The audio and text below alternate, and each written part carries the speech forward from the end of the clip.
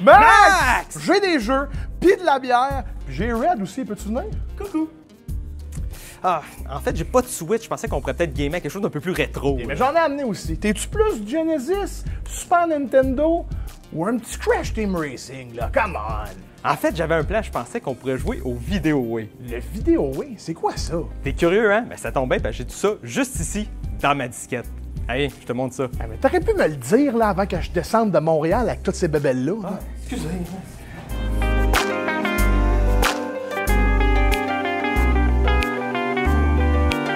Salut tout le monde, c'est Maxime. Je suis un spécialiste et un passionné de tout ce qui touche aux médias obscurs et disparus. Et re-bienvenue dans ma disquette, la série où on se plonge dans les mystères peu connus et québécois du jeu vidéo. Voyons, c'est pas une console, ça. C'est une affaire pour regarder le câble. Calme-toi, je t'explique. J'en ai déjà parlé brièvement du Vidéoway dans l'épisode des faits peu connus du gaming au Québec. Mais aujourd'hui, je vais y aller en un petit peu beaucoup plus de détails. À la fin des années 80, Vidéotron a investi 14 millions de dollars de l'époque, ça c'est à peu près 32 millions de dollars d'aujourd'hui, pour remplacer les terminaux Gerald qu'il y avait des maisons. Ok, là je pense que je viens d'en perdre une gang. Un Gerald, c'était ça. Pour remplacer les terminaux de télévision de l'époque avec une machine tout droit sortie du futur, le Vidéoway. À toutes sortes d'informations comme la météo, les manchettes, les horaires de cinéma, plus une trouille de jeux vidéo. Avec Vidéoway, non, vous n'êtes pas prêt de vous ennuyer. Tu pouvais tout faire avec cette machine-là. De la télé interactive, voir les résultats sportifs, voir les résultats de la loterie, voir la météo, lire son horoscope, puis un paquet d'autres affaires. Ah, mais ce que tu me dis là, ça ressemble pas un peu beaucoup à Internet? Oui, c'est legit Internet Québec. Littéralement, le but de Vidéotron, c'est d'inventer Internet avant Internet. Il y a une genre de suite au Vidéoway qui s'appelait Ubi qui a été testé au Saguenay en 96 puis en 97 qui mixait la technologie d'Internet avec la technologie du Vidéoway, si j'ai bien compris. Je me présente devant vous, oui, très fier de participer à cette annonce du déploiement prochain de l'autoroute de l'information au Saguenay. Mais le gros désavantage du système, c'est que c'était un réseau privé de machines Ubi qui pouvait juste communiquer avec d'autres machines Ubi. Fait que le système il a pas levé, puis le monde, ben, ils ont adopté l'Internet qu'on connaît aujourd'hui. Mais anyway, ce qui nous intéresse, c'est que oui, il y avait des jeux sur cette machine-là. De sa sortie en janvier 90 à sa mort en avril 2006, c'est pas moins d'une soixantaine de jeux qui vont voir le jour sur le système de Vidéotron. Mais comme les jeux étaient stockés sur les serveurs de Vidéotron, puis étaient juste téléchargés temporairement sur les terminaux de télévision, ben, il n'y a plus aucun de ces jeux-là qui existe aujourd'hui à nulle part. Hey là, c'est du niaisage, là. C'est quoi le de rapport? On va-tu jouer au Vidéoway ou on y joue pas, là? Inquiète pas, on va y jouer. J'ai une manette officielle. J'ai patenté un Vidéoway avec un récepteur infrarouge qui est branché dans mon ordi, qui va permettre de jouer avec la manette à des jeux qui ressemblent à peu près, des jeux qui ont déjà existé sur d'autres consoles, puis des jeux de développeurs indépendants qui ont été inspirés par le Vidéoway. Hey, rendu là, je jouerais à n'importe quoi, là. T'as-tu genre NHL, je jouerais à du sport, on est rendu là, là. J'ai pas de hockey, mais j'ai du sport pour toi. Pour les 5 jeux de sport du système, ben, c'était toutes des versions originales qui ont été créées exprès pour le Vidéoway. Il va falloir qu'on se contente de jeux qui ressemblent aux jeux qu'il y avait sur le Vidéoway sur les consoles de l'époque. Pour le golf, si on veut rester très près du gameplay original, ben, je recommande Champion Golf sur le SG100 de Sega. Checkez ça. Mais si on veut quelque chose d'un peu plus accessible, Golf Mania sur Master System ou Golf au NES, ça fait très bien la job aussi. Pour les fléchettes, Bully Sporting Darts au Commodore 64 ou bien Magic Darts au vieux Nintendo ont une vibe qui font vraiment Vidéoway. Vous trouvez pas? Moi je trouve que oui. Pour le tennis, les jeux Chris Evert, Ivan Lendl Top Players Tennis au NES. Hey, t'as le droit de regarder ta feuille, là, c'est pas facile à dire, là. Ouais, ok, merci. Puis Wimbledon au Master System sont vraiment les deux jeux qui ressemblent le plus à notre jeu original du Vidéoway.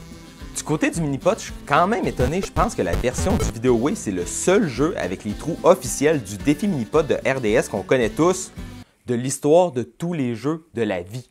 Le jeu le plus proche que j'ai pu trouver, ce serait Mini-Golf par Capcom au Commodore 64. Mais moi, je vous recommanderais Minipod en flash. C'est un classique.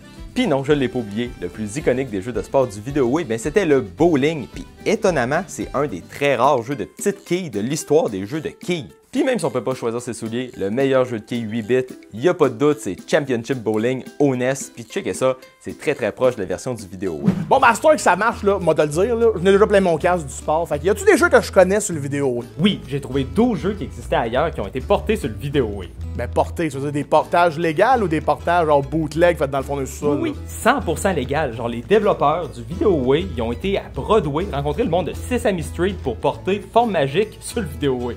Malade! Puis parlant des développeurs, une chose qui n'est pas connue de tous, c'est que c'est pas Vidéotron qui développait la plupart des jeux du Vidéoway. En fait, la grande majorité des jeux ont été développés en collaboration avec l'Auto-Québec par leur équipe Câble au jeu. C'était entre autres une manière de se familiariser avec le système de Vidéotron qui se voulait être un genre d'Internet Québec qui aurait pu prendre la place de l'Internet qu'on a aujourd'hui. Fait que c'était très avantageux de savoir comment développer pour cette machine-là. Fait qu'on a 11 jeux d'arcade à présenter, on va y aller rondement. Pour Burger Time, la version arcade elle semble très proche de la version du Vidéoway. Puis le jeu Zipper, en fait, c'est une version adaptée du jeu Pepper 2, puis là aussi, je recommanderais la version arcade. Pour Q*bert, la version au NES, c'est essentiellement le même jeu. Checkez ça. Pour Styx puis la Taupe, qui est adaptée d'un jeu qui s'appelait Digger, ben eux, ils ont des versions au vieux DOS qui sont à peu près identiques. Onyx le pinball a pas d'équivalent 1 pour 1 dans le monde des pinballs 8 bits. Par contre, il y a un éditeur de pinball pour Apple II où on peut recréer assez fidèlement le tableau de la machine à boules du Vidéoway.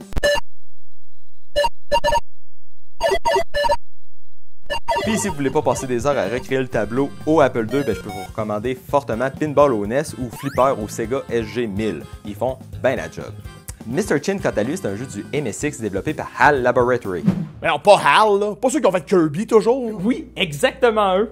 Fait que c'est ça, vous pouvez jouer au même jeu sur le MSX. Razia a pas d'équivalent exact, mais ça joue exactement pareil que Load Runner au Apple II. Fubrick, ben c'est un Arkanoid, un casse-brique, là vous pouvez choisir la version que vous préférez. Moi je vais tricher un petit peu, je vais choisir Arkanoid au Super Nintendo. Je l'aime vraiment beaucoup. Puis techniquement, il y a un éditeur de tableaux, fait qu'on peut y recréer les tableaux du Vidéoway dedans.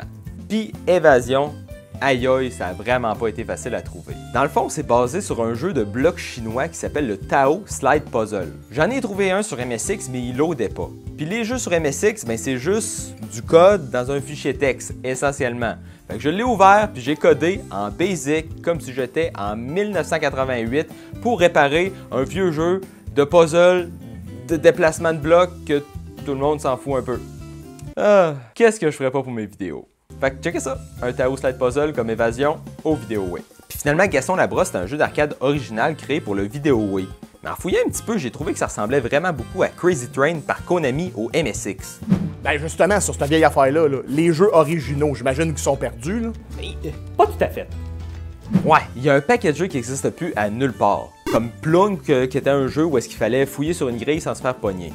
Ou Nucléaire, qui était un jeu d'arcade où est-ce qu'il fallait déplacer des murs pour réussir à attraper des trésors avec ton curseur qui se promenait automatiquement dans le tableau. Ou aussi Magéo, qui était un point and click éducatif, où je pourrais parler de tous les jeux éducatifs qui étaient sur le système, qui n'existent plus à nulle part, là, genre Croc-O-Mat ou Super Pendu.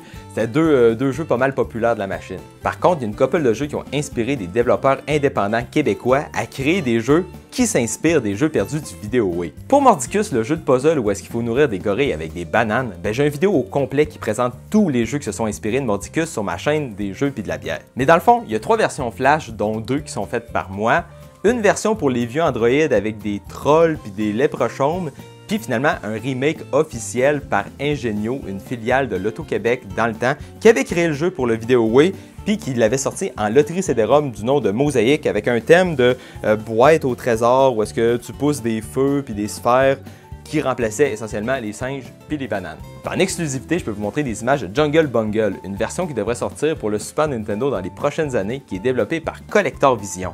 Checkez ça, c'est tellement beau. Le Fou du Roi a une version en 3D que je pense être le seul à avoir archivé dans l'histoire d'Internet. Moi, c'était peut-être mieux de même aussi. T'as pas tort. Plus intéressant encore, il y a une version pour le vieux Nintendo puis le Super Nintendo qui sont disponibles à l'achat maintenant en cassette physique pour mettre dans tes vieilles consoles rétro. Puis sinon, la version NES est aussi disponible dans un bundle de collection des jeux Sydney Under pour la Evercade, une console actuelle que probablement tu connais pas. Il y a pas grand monde qui connaisse le Evercade. Mais on peut jouer à Jester là-dessus si tu as la collection de Sydney Under.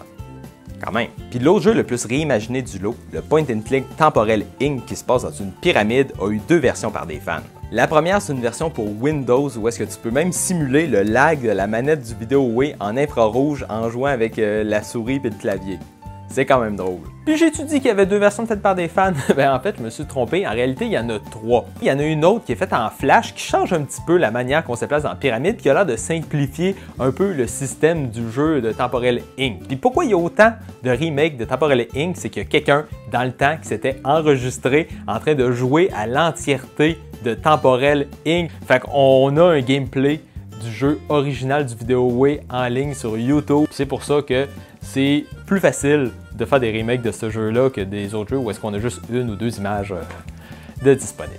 Puis sinon, Dead 2, ben c'est une version pour le NES qui a eu sa propre cassette pour le vieux Nintendo, mais qui est aussi disponible en téléchargement pour la Nintendo Switch.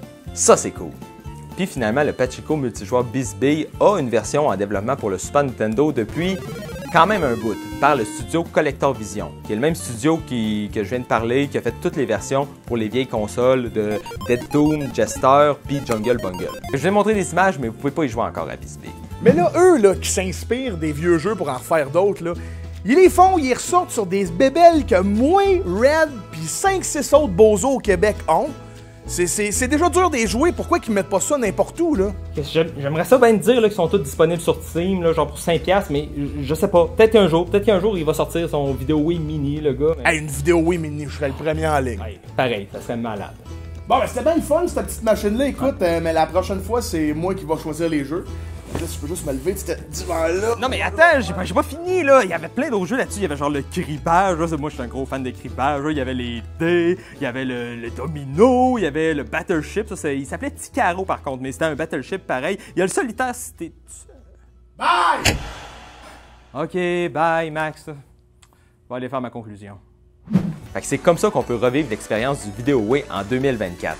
Personnellement, je trouve ça tellement dommage et il y a autant de contenu, autant de jeux québécois qui soient disparus au fil du temps. Mais heureusement, il y a un paquet d'images et un paquet de vidéos qui nous permettent de revivre ce petit bijou du gaming au Québec. Puis on sait jamais, peut-être que mon vidéo va en inspirer une couple d'entre vous autres qui savent faire des jeux à créer vos propres jeux inspirés par les jeux perdus du VideoWay. Ça serait vraiment cool. Vous me les enverrez, je serais vraiment content d'essayer ça. Mais sinon, on n'oublie pas que c'était Maxime pour le lobby. Je vous souhaite une excellente journée puis on se retrouve très prochainement avec le prochain mystère que je vais découvrir dans ma disquette. Allez, à bientôt. C'est vraiment